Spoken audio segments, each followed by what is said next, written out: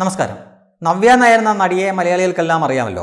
നവ്യ നായർ പിണറായി വിജയൻ്റെ ഒപ്പം ഫോട്ടോ എടുത്തുകൊണ്ട് നമ്മൾ കണ്ടിട്ടുണ്ട്. പിണറായി വിജയനെ വലിയ ഇഷ്ടമാണ് നവ്യ നായർക്ക്. ഒരു ഇടത് ചിന്താഗതിയൊക്കെ ഉള്ള വ്യക്തിയാണ് എന്ന് വേണമെങ്കിൽ പറയാം നവ്യ നായരെ.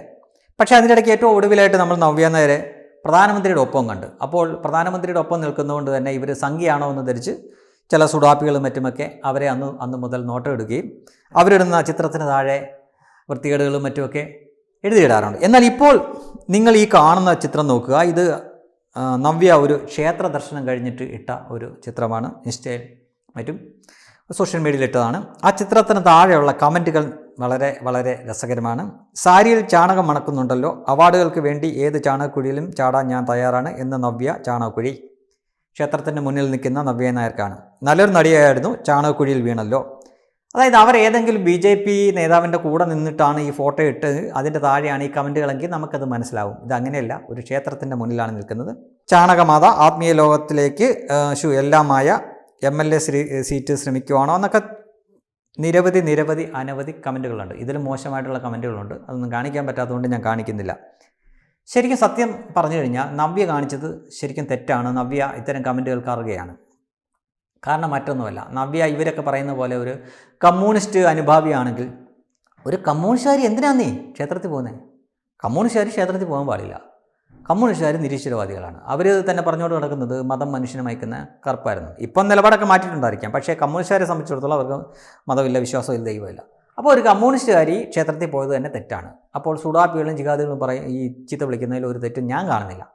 ഇനി അടുത്തതായിട്ട് സുഡാപ്പികളുടെയും ജിഹാദികളുടെയും കണ്ണിൽ അവരെ സംബന്ധിച്ചിടത്തോളം അവരുടെ ദൈവം മാത്രമാണ് ഏകദൈവം. അത് മാത്രമാണ് ലോകത്തുള്ള ഏകദൈവം, ശക്തിയുള്ള ദൈവം. പിന്നെ അവരുടെ മതം പറയുന്നതനുസരിച്ചാണെങ്കിൽ ബാക്കി എല്ലാവരും കാഫറുകളാണ്. കാഫറുകൾ ഏത് ദൈവത്തിനെ ആരാധിച്ചാലും അത് ശരിയല്ല, സിർക്കാണ്.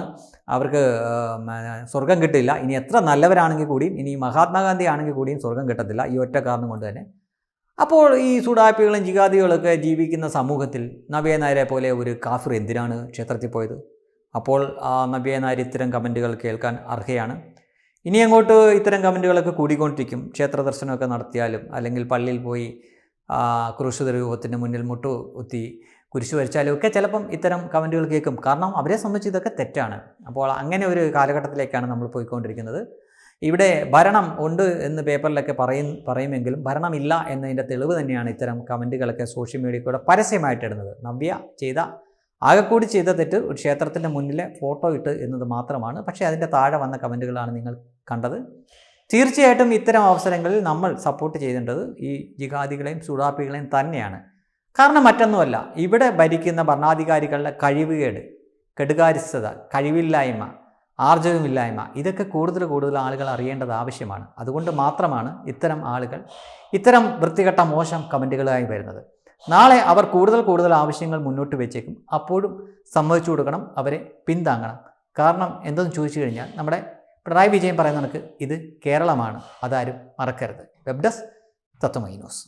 Powered by Diganta resort, Ahmedabad, Gujarat. Phone 9099055135.